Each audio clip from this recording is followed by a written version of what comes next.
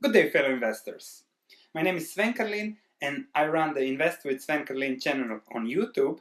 And today we'll be discussing what are emerging markets, why to invest in emerging markets, how to invest in emerging markets, and when to invest in emerging markets. So let's immediately start with what are emerging markets, and then we'll see why it's important now, especially in this moment in time, to look at emerging markets as an investment opportunity. So what are emerging markets? Emerging markets are countries that are not developed as the US is, as Europe is, but are on a good trajectory to come there. As you can see here, 52% of the population lives in emerging markets in countries like Mexico, Brazil, Russia, China, India, but only 49% of the global GDP comes from those markets. As those countries develop, their GDP share will be bigger and bigger, and therefore it is extremely important to be invested in emerging markets. Now, okay, when I say China, India, Russia, Brazil, that's not familiar to most investors, especially those in the developed markets.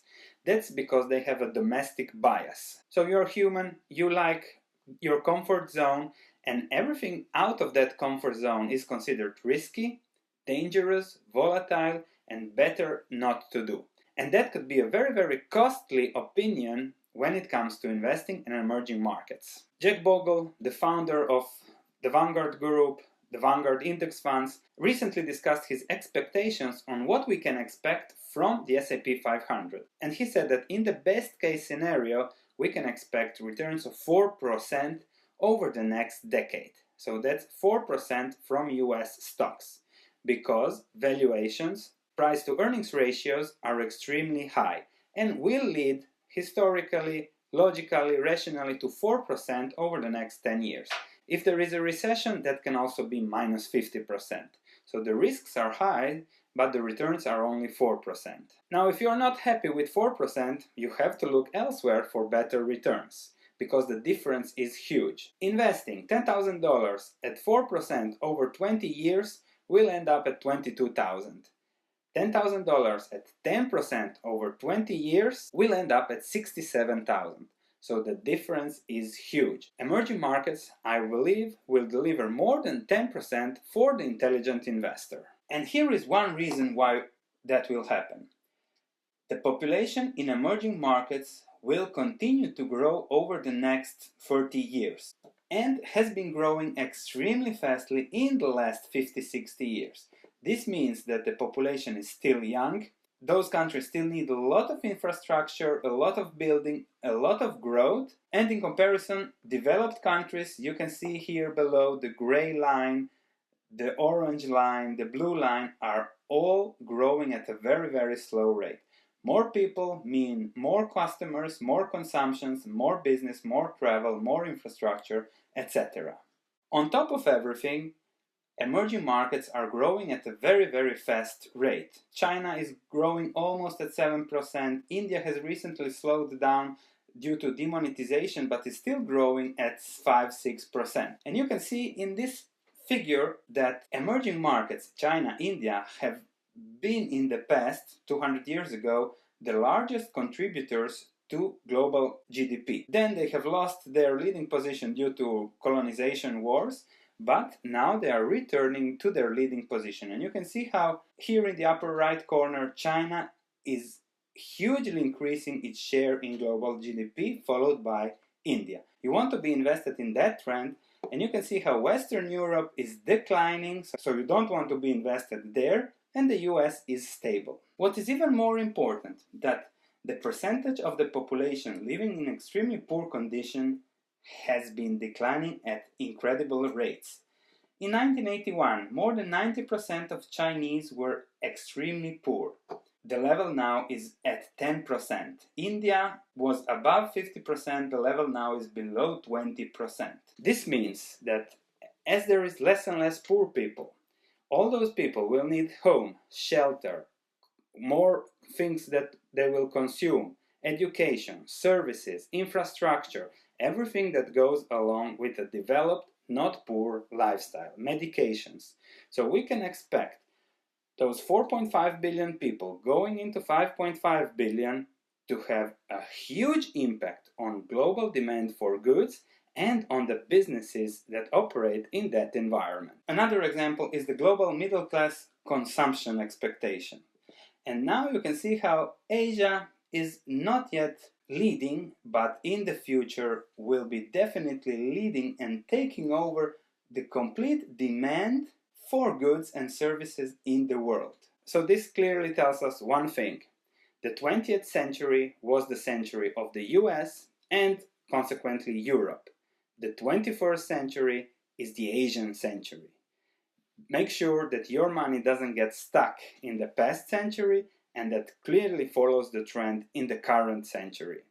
It will make a huge difference over your lifetime. How to invest in emerging markets. Now, you don't have to take your money, pack it in a bag and bring it to India or China. You can do it comfortably sitting from your own home and buying stocks on the New York Stock Exchange. If you type into Google Nasdaq company list, you will get to this web page where you have all the companies that are traded on the New York Stock Exchange and on the Nasdaq Stock Exchange that have operations or that are headquartered in Asia, Africa, Australia, wherever you want. You have them listed by region and also you have them listed by industry. So this is an excellent web page to look at companies all over the world or in specific industry sectors that you are looking for. Here you can find great investments so that you don't have to go to China to invest in China. For example, a stock here mentioned is Alibaba Group. Now, another option is to invest through ETFs. I believe emerging market ETFs will do better than S&P 500 ETFs, but there is always the problem with ETFs that ETFs buy high and sell low when there is a crisis, because ETFs buy the companies with the largest market capitalizations, thus the most expensive companies. And that's something the intelligent investor doesn't do. So if you want better returns, ETFs are okay. If you want even better returns, look at specific companies, because the world is so big and you can find cheap bargains at extremely low prices. Just as an example why emerging market companies are cheaper, I will compare Amazon and Alibaba. The price-earnings ratio for Alibaba is 4 times lower than Amazon. The price-to-book ratio is 2 times lower, and the price-to-cash flow is similar. As the growth rates at both companies are pretty similar, you can see how Alibaba is cheaper because it operates in China and not in the US. Extremely important fact. And similarly, also on the aggregate field, the situation is the same. Here you have a global chart of valuations, price to earnings ratio. So the lower the price to earnings ratio, the more you get for your investment. The price to earnings ratio in China is 7.6, which leads to an earnings return of about 14%. However, the price earnings ratio in the US is 22.4, which leads to earning returns of 4.5%. The difference over the next 20 years will be huge. Another example, now we know that the electric vehicle industry is exploding. Tesla stock has had some problems, but they still expect to produce a lot of new cars. And apart from lithium, cobalt, another metal that all those new cars need is nickel. And there is a company in Russia, it's called Norilsk Nickel, which is the biggest miner of nickel in the world. And if you look at the valuations, the price to earnings ratio is again below the S&P 500. The dividend is 3 times higher than the S&P 500. So those valuations are cheap when compared to what the S&P 500 offers and when compared to the potential that a company in an emerging market where demand is growing from China, from India, and in a sector that will explode in the next 10 years. So that is, first, much cheaper than the S&P 500, and secondly, for the growth, for the potential the company offers, it's extremely cheap. So if you invest now in such a company and forget about your money in 10 years and reinvest the dividend, your returns will be huge. However, if you don't feel like investing in some obscure company in China, India, Russia, you can also invest in domestic, strong brands that have exposure to emerging markets. Another domestic stock that you can look at is Starbucks. They plan to expand their store count in China to 5,000 stores by 2021. Chinese economics are growing at 7%, so there will be more and more customers for Starbucks. They are increasing the infrastructure, so huge growth expected from Starbucks to come there. So if you look at companies that can take advantage of what's going on in China and in India, especially in India, you can buy good household brands now that will do very good in emerging markets. However, they are a bit more pricey than buying directly companies in emerging markets. Third point for today is when to invest in emerging markets. Just because something is in an emerging market doesn't mean it will be a good investment.